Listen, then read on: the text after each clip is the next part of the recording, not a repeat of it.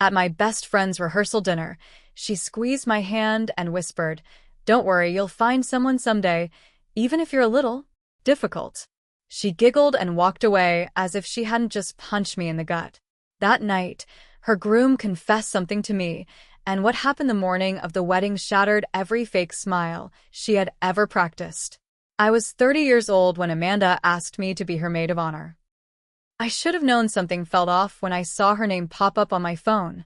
We hadn't really been close in years, not since college, but she always had this way of acting like everything was fine, even when it wasn't. We met back at the University of South Carolina. I was a psych major with 2 part-time jobs and a rusty old Civic that rattled when I hit 45. Amanda was everything I wasn't. Blonde. Loud. Pretty in a magazine sort of way. She came from money and never let anyone forget it. People liked her. Professors liked her. She could walk into a room and own it in under 5 seconds. She pulled me into her life like I was a project. At first I thought it was friendship. It felt like it. She called me her best friend, sent me texts at 2 a.m., cried on my shoulder about her dad's affairs. I thought we were close. Real close. Then came the small cuts. She'd make comments about my clothes, my weight, my taste in guys. Always with a smile, always like it was a joke. "I love how you don't care what people think. You're not like other girls. You're just real. You're so confident for someone who doesn't try." I ignored it for years. Because Amanda gave me attention. And when someone like Amanda chooses you, it makes you feel special. Even if it's fake. After college, she left South Carolina for DC, said Columbia was too small, too slow. I stayed. I got a counseling job at a nonprofit. I worked with kids. I lived in a small apartment. I built a life, one brick at a time. Amanda came back into town now, and then. She'd bring designer bags and gossip about interns she hated. Then out of nowhere, she got engaged. I found out on Instagram before she even called me. His name was Caleb, a trauma surgeon. Good-looking, quiet, with this calm way of speaking like nothing ever shook him. She said he proposed during a weekend in Asheville with a candlelit dinner and a sapphire ring. Said he picked it because diamonds were too basic. I knew she picked it herself. When she asked me to be maid of honor, I said yes. Not because I wanted to, but because I didn't know how to say no to her. The wedding was in Charleston, at one of those overpriced venues with white columns and mossy oaks. It looked like a movie set. I got there Friday, checked into the hotel alone, and immediately felt out of place. Her bridal party was full of Instagram influencers and sorority sisters. They had matching robes. They had inside jokes. I was just there to fill a spot. The rehearsal dinner was held in a swanky old building downtown. Amanda wore a tight white dress that probably cost more than my rent. She floated from table to table, fake laughing, snapping selfies, talking about her future, like she was running for office. When she reached me, she grabbed my hand like she was about to thank me. Instead, she leaned in and said, "Don't worry, you'll find someone someday, even if you're a little difficult." Then she giggled and walked away. Just like that. Like she hadn't just gut-punched me in front of 20 people and the waiter. I felt heat rush to my face. I downed the rest of my wine and told myself not to cry. Not in front of her. Not in front of anyone. Later that night, I went back to my room, changed into pajamas, and sat on the balcony with a glass of wine. My phone buzzed a few times, but I ignored it. And then there was a knock. It was Caleb. He looked like hell. Pale. Eyes wide, like he'd just seen something he couldn't process. "Can I come in?" he asked. I let him. He sat on the edge of the bed, put his head in his hands, and didn't speak for a full minute. Then he said, "I don't think I can marry her." I didn't say anything. She was on the phone with one of her friends. On speaker. I don't think she knew I was walking down the hall. He looked up at me. "She said I'm good enough to have kids with, and once she's got one, she's set. She said she could deal with the sex, her words, and she'd get the last name, the house, the life. All she had to do was fake it long enough." He looked like he was going to throw up. I heard the whole thing. She laughed about it. Said I wasn't interesting, but I was dependable. And dependable pays bills. I couldn't breathe. I don't think I can go through with it, he said. I asked him what he wanted to do. He said he didn't know. He left a few minutes later. Said he needed to think. Said he was going to take a walk. I stayed up all night, heart pounding. The next morning, Amanda was in her suite getting her makeup done, sipping champagne, surrounded by bridesmaids who fawned over her like she was royalty. I brought her the special coffee she liked from the hotel cafe. She barely looked at me. You don't have to wear the heels I picked, she said. I know you have. What did you call them? Duck feet. I forced a smile. She looked me up and down. Can you steam my veil? You're better at stuff like that. I wanted to scream, but I didn't. Guests started arriving. Everything looked perfect. The flowers, the music, the photographer taking candids like this was a fairy tale. 10 minutes before the ceremony, Caleb asked to speak to Amanda alone. She looked confused, annoyed, but she went. 10 minutes passed, then 15, then 20. And then the wedding planner came out and said the ceremony was canceled. Gasps. Whispers. Phones buzzing. Amanda didn't come out. But Caleb did. He walked up to the altar, took the microphone, and said, I want to apologize to everyone here. But I can't marry someone who only wants my money and my name. I deserve love. And she deserves to be honest with herself. Silence. Then Amanda came storming out, red-faced and shaking. You bastard, she screamed.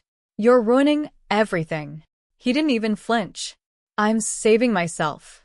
And with that, he walked out, right down the aisle. Alone. Amanda stood there, frozen. Her mom tried to pull her back. Her dad looked like he wanted to disappear. I just stood there, watching. And for once, Amanda wasn't the center of the universe. She was just a girl who got caught. And I didn't feel sorry for her. Not even a little. The wedding was supposed to be the biggest day of Amanda's life. Instead, it became the kind of story Charleston wouldn't stop whispering about for weeks. Caleb disappeared right after he walked out. No one knew where he went. Amanda was ushered back into the bridal suite, crying and cursing. Her mom tried to calm her down, but Amanda shoved her off and started ripping bobby pins out of her hair. She didn't even care that half the guests were still watching. The rest of us? We stood there awkwardly. Some guests started leaving. Some stayed, waiting for a miracle or an explanation. I didn't leave. Not yet. I stayed near the back, by the drink table, heart pounding in my chest. I kept thinking about what Caleb said. About what Amanda said on that phone call. I kept replaying her voice in my head, laughing about how she'd lock it in with a baby and live off Caleb's money. After about 30 minutes, Amanda came out again. She wasn't crying anymore. She looked furious. She scanned the crowd like she was hunting someone. Then her eyes landed on me. You, she said, storming over. Everyone turned. She got up in my face. What did you say to him? I blinked. What? You talked to him last night. I know you did.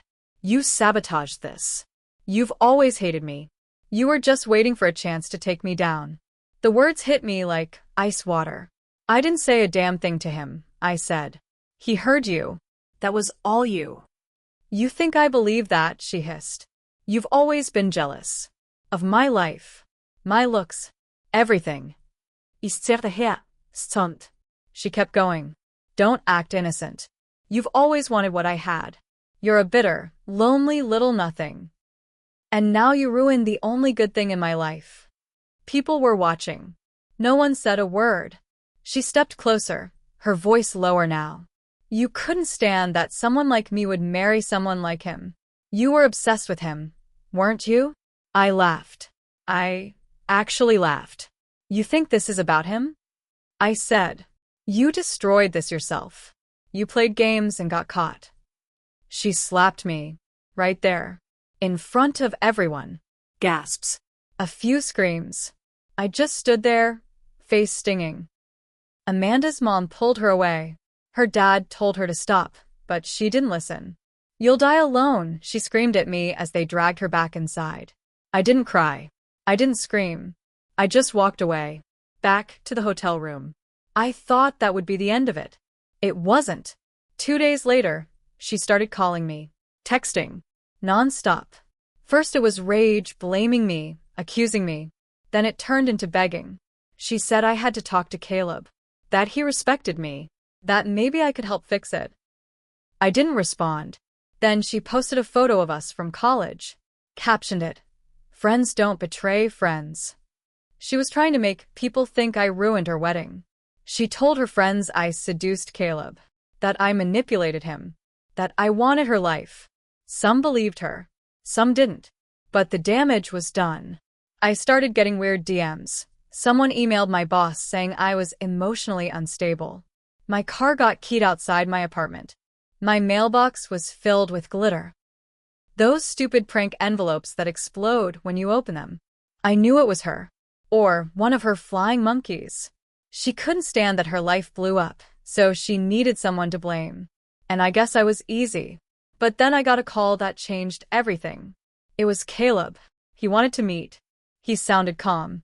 Tired. "I need to tell you something," he said. We met at a coffee shop on the edge of town, a quiet place with peeling wallpaper and decent muffins. He looked rough. Like he hadn't slept in days. He sat down across from me, didn't even bother with small talk. She told me something. A while ago. I didn't want to believe her. But now, I don't know what to think. "What did she say?" I asked. "She said you were in love with me." I stared at him. "She said you tried to kiss me once. That you begged her not to tell me." My stomach turned. I know, he said quickly. I didn't believe her. But now I think maybe she was preparing a lie. Just in case things went south. He leaned in. "She said you were broken. That you had breakdowns. That you made things up." It hit me like a truck. "She was setting me up," I said. He nodded. "I'm sorry I didn't tell you earlier. I didn't know how deep it went." That's when I decided I wasn't going to let her twist this.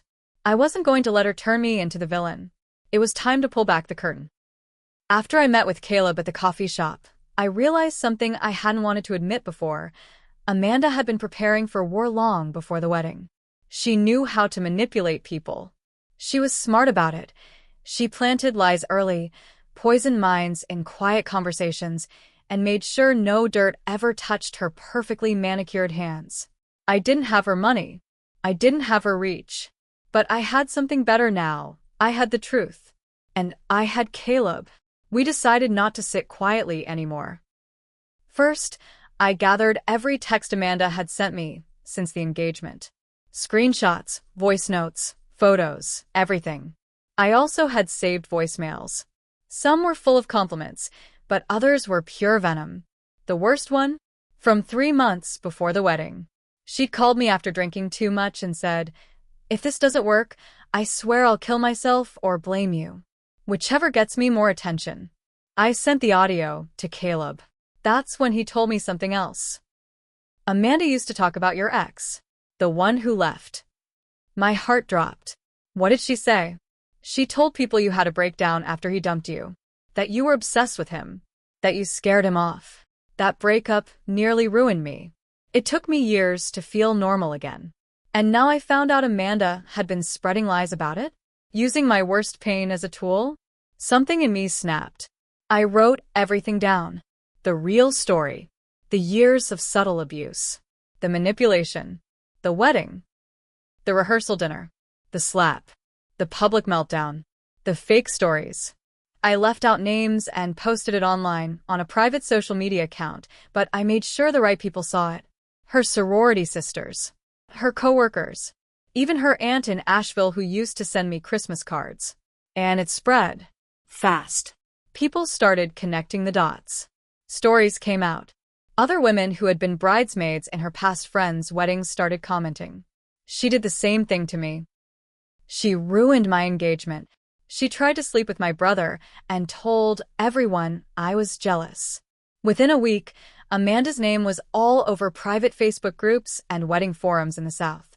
People warned each other. Vendors canceled future bookings with her event planning side hustle. Her job, some fancy PR firm in DC, put her on leave. Then I got a message from someone I didn't know. A woman named Elise. I saw your post. I dated Caleb before Amanda. Can we talk? We did. Elise told me Amanda had stalked her Instagram for months, sent her anonymous messages, threatened to ruin her if she didn't leave Caleb alone. At the time, Elise thought it was a troll. Now, she wasn't so sure. She sent me screenshots, anonymous emails. One had Amanda's old Tumblr handle hidden in the metadata. I forwarded everything to Caleb. He was furious. She's sick, he said. That's when Caleb decided to talk to a lawyer. Not because he wanted revenge, but because Amanda had started telling people he was emotionally abusive, that he pressured her into the engagement, that she only said yes because she was scared. She was trying to rewrite the story. So Caleb decided to get ahead of it. He met with a lawyer, sent a cease and desist, told Amanda to stop all contact with both of us. And that's when she lost it. She showed up at my apartment, pounding on the door like a maniac. You think you won? She screamed. You think this makes you better than me? I didn't open the door. I called the police. She left before they got there. But that wasn't the end.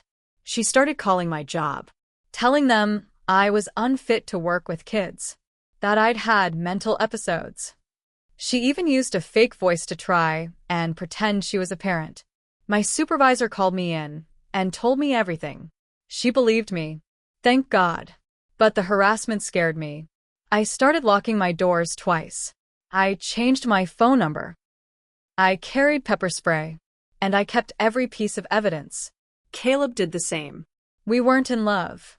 We weren't even close. But we had a bond now, one Amanda had created with her lies. And then we found something else. Something big. Caleb was digging through his old email accounts. He found an old shared calendar invite Amanda had set up for their wedding. Inside the folder was a budget sheet. In the notes section was something that made my blood run cold. Secure inheritance by June 2025. Baby plan starts August. Lawyer up post-nuptials. She had mapped out his life like a financial plan. She was going to marry him, trap him, and divorce him rich. This wasn't about love. It never was. She was playing a long con, and we were about to expose it. After Caleb found that spreadsheet, everything changed. He was quiet for a long time after reading it, just staring at the screen like someone had punched him in the chest. She was going to turn me into a check, he said. We both knew what we had to do next. Caleb reached out to a lawyer he trusted. A woman named Diane, tough as nails, used to dealing with high-stakes divorce setups and prenups. She took one look at the spreadsheet, read the messages Elise sent, listened to the voice messages Amanda had left me, and said, "This isn't just toxic. This is calculated." Amanda hadn't just been cruel. She tried to trap a man, ruin a friend's life, and cover it all with fake smiles and champagne toasts. Diane helped Caleb file for a restraining order, claiming harassment and attempted fraud. That word hit Amanda like a bomb. Fraud. It turned out Caleb's family had quietly put together a trust fund for him years ago, and Amanda knew about it. She was already talking to her own lawyer before the wedding about post-nuptial agreements. She had plans to use emotional trauma to try to get a cut, plans that Diane now had evidence of. She had used people like tools. She thought we were all too scared or too soft to fight back. But now it was public. Because here's the thing, once lawyers get involved, once documents get filed, it's no longer a secret. And Charleston isn't that big. Her name started getting whispered in court halls, among vendors, HR departments. It spread faster than I could have imagined. Amanda tried to deny it. She even tried to flip the script, saying she was the real victim, that Caleb was cruel and I was a stalker. She told people I'd manipulated her into picking me as maid of honor, that I'd always been obsessed with her life. But no one was buying it anymore. Screenshots don't lie. Her followers turned on her. Her job fired her. That PR firm couldn't risk the drama, not with all the receipts floating around. She tried to start over on social media with a new account, but people kept tagging her past. Then came the final blow. Amanda's dad, who paid for most of the wedding, found out the real reason it was canceled. He called Caleb and apologized. Personally, said he had no idea who his daughter really was. That he'd always wondered why Amanda had no long-term friends. Now he knew, and then he cut her off. Money. Gone. Amanda tried to sue Caleb for emotional distress, but the judge threw it out in the first hearing. Caleb's lawyers had too much on her, too many texts, recordings, plans. She had played too many games. She had made too many threats. And me? I kept my job. My boss stood by me. My coworkers did too. But I'd be lying if I said I didn't come out of it with scars. I trusted Amanda for years. Let her pick me apart. Let her call it friendship. I ignored the signs. I let her tell the world I was broken. But I wasn't broken. I was just too loyal to someone who never deserved it. I wish I could say I feel sorry for her. But I don't. Not after what she tried to do. Not after she lied to everyone. Not after she looked me in the eye and tried to make me feel worthless. The last I heard, Amanda was living in a studio apartment outside Arlington, selling knockoff beauty products through a live stream. The girl who once bragged about her wine cellar and designer shoes was now begging strangers online to like and subscribe. Poetic? Maybe. But all I know is this. Sometimes the best revenge is just letting people ruin themselves. And Amanda?